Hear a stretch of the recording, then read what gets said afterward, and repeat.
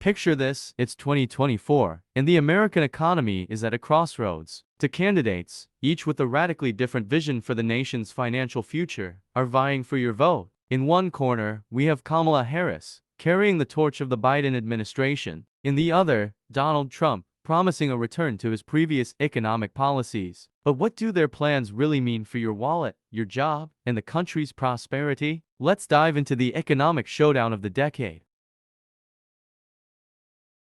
For years, inflation was the elephant in the room, overshadowing many of the Biden administration's economic achievements. But let's take a step back and look at the bigger picture. Under Biden and Harris, we saw a job market on steroids, massive employment gains, and unemployment rates hitting rock bottom. Lower-income workers saw their economic standing improve, and the government poured money into green energy, infrastructure, and bringing manufacturing back home. But here's the kicker: despite these wins, the sting of rising prices kept Biden's popularity in check. Combined with concerns about his age, it ultimately led to his decision to step aside for 2024.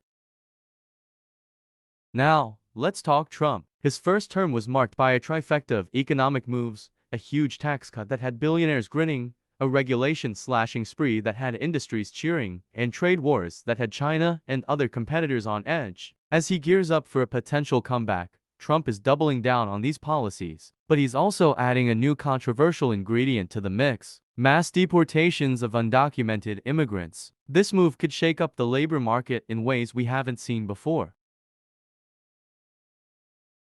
Kamala Harris, now carrying the Democratic banner, is walking a tightrope. She's tied to the Biden economic legacy, but is also carving out her own path. Her focus? Making the economy work for families. We're talking paid leave, better childcare support, the kind of policies that could change the game for working parents across the country. When it comes to taxes, Harris and Trump couldn't be further apart. Trump is all about giving corporations a big tax break, pushing to lower the corporate rate to a mere 15%. His argument? It'll supercharge the economy. Harris, on the other hand, is sticking to Biden's playbook. She's promising to make the wealthy pay more while shielding anyone earning less than $400,000 from tax hikes. But here's the challenge: she'll need to find a way to fund those expanded social programs she's proposing. Trump's love affair with tariffs is far from over. He's proposing a blanket 10% tariff on imported goods, with some items facing tariffs as high as 60%. It's a move that could reshape America's trade relationships and potentially drive up prices for consumers. Harris has been quieter on the tariff front, but don't expect a complete 180. The Biden administration kept some of Trump's tariffs in place, and Harris is likely to continue this cautious approach. Trump is promising to flip the switch on many of Biden's green energy initiatives. He sees these regulations as roadblocks to American industry. The GOP has also been on a crusade against diversity, equity, and inclusion policies in the workplace.